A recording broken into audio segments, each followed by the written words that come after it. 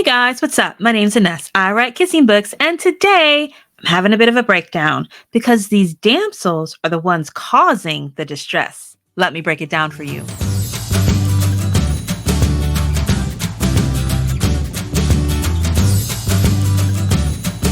Have you been paying attention to the evolution of the Cinderella story? I have. If you've watched the Disney blockbuster Frozen, then you have. Young girls and women are no longer waiting around for a man to come by on his horse, sweep them off their feet, and give them shoes. Okay, I doubt any of us would turn down the shoes. My point is that women are now taking the reins of their own stories and rejecting the Cinderella trope of changing themselves into someone new. In many, dare I say, most of these new stories, the prince doesn't pay attention to the Cinderella character in her ordinary world of working 9 to 5 with grime under her nails and threadbare clothes. He doesn't look her way until she gets magicked into expertly applied makeup, a binding shape shifting corset, and brand new shoes. My first notice of this was in the film Working Girl. This 80s retelling of the Cinderella story featured a bright secretary who had dreams of entering the boardroom with a briefcase instead of coffee.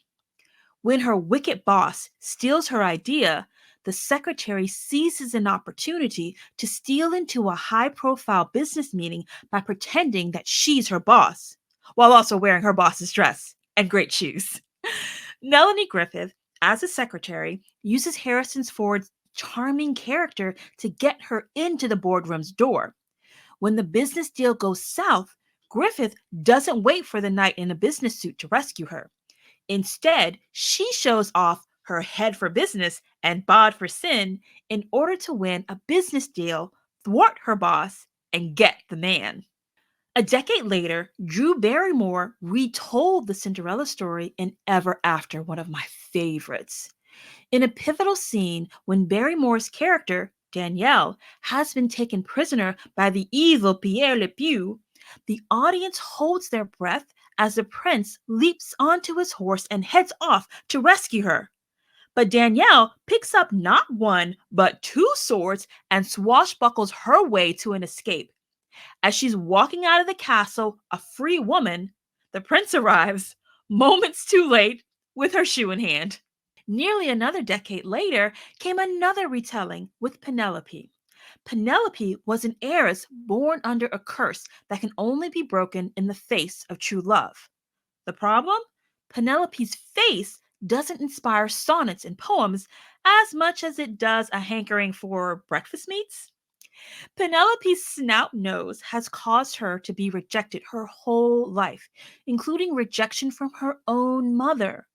When she finally finds a man willing to tolerate her looks and break the curse, she comes to the realization that she likes herself just the way she is. And just like that, the curse is broken, and Penelope's outside matches her glowing inside. In today's stories, we don't wait around for men on horses. Women take the reins, they defend themselves and declare love to be their own reflections. They're now even qualified to deliver a true love's kiss to their own sisters, as we saw in the blockbuster Frozen. So, what's a hero to do? The shift towards heroines who are self reliant and empowered, as opposed to traditional damsels in distress, has become increasingly prevalent.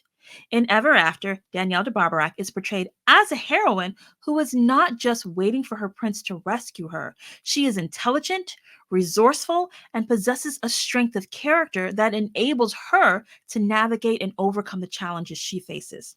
This portrayal deviates from the classic Cinderella archetype, where the protagonist is often passive and reliant on external forces for her salvation. This trend reflects broader social changes where there's a growing emphasis on female empowerment and independence. Modern audiences often seek characters who mirror these values, preferring heroines who are active agents in their own stories rather than passive recipients of fate or rescue. In the realm of romance writing, this evolution can be particularly impactful. It allows for richer, more complex character development and more dynamic relationship dynamics. Instead of a relationship being the sole resolution to the heroine's problems, it becomes a part of her journey where she retains her agency and her individuality. Incorporating empowered heroines into your romance novels could add depth and resonate with contemporary readers who appreciate seeing strong, independent characters navigate love and life.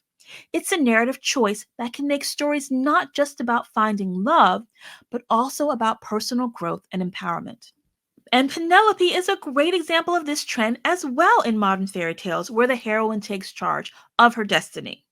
In this 2006 film, Christina Ricci plays Penelope, who is a young woman cursed with the face of a pig. According to the curse, only the love of one of her own kind will break it.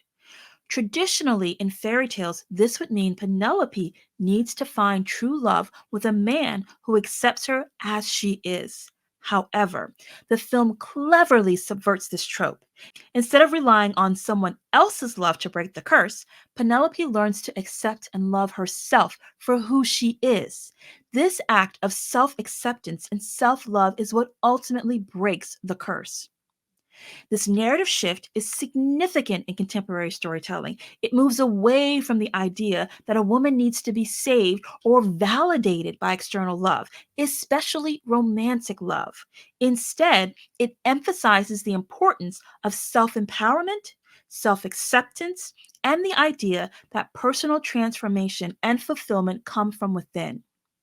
Incorporating such themes into your romance writing could add a layer of depth and empowerment, appealing to readers who value characters with self resilience.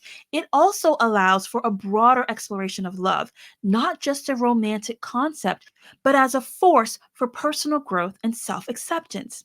This approach can create more relatable, inspiring, and multifaceted characters, enriching the narrative and providing a fresh perspective on traditional romantic themes.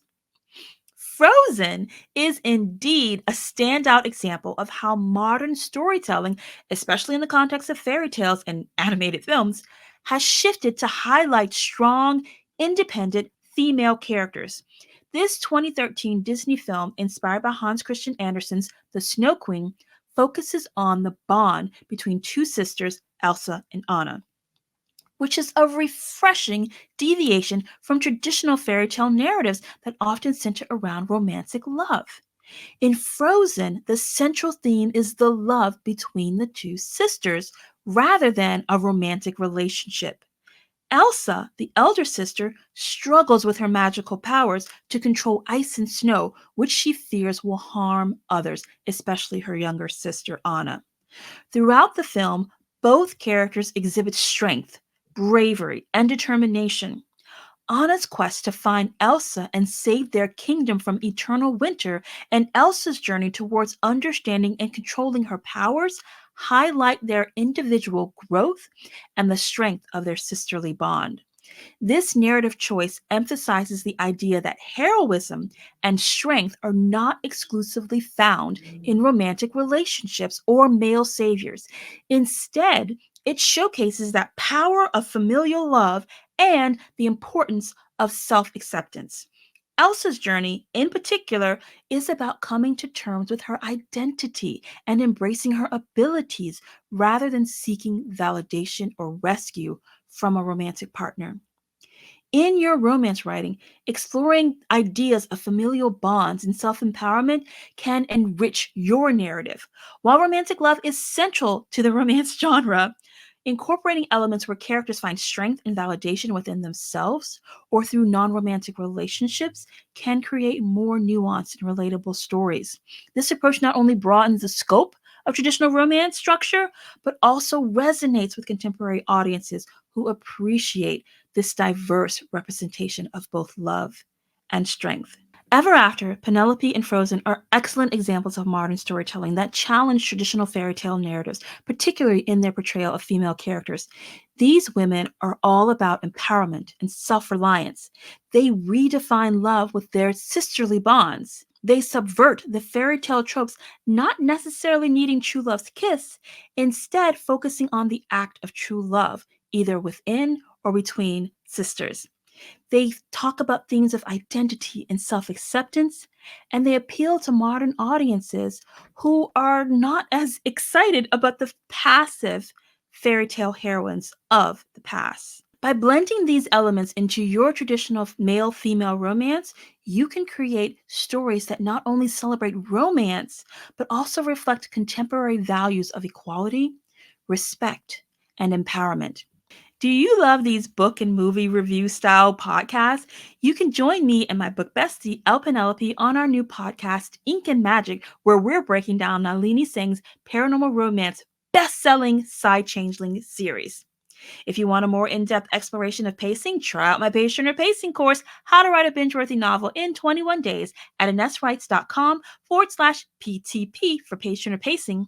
You can also read more breakdowns and chat with others on my free Substack at AnessWrites.substack.com. In the meantime, you guys go and get them words, and I'll try to keep it together until the next time that we break it down. I'll see you then. Bye.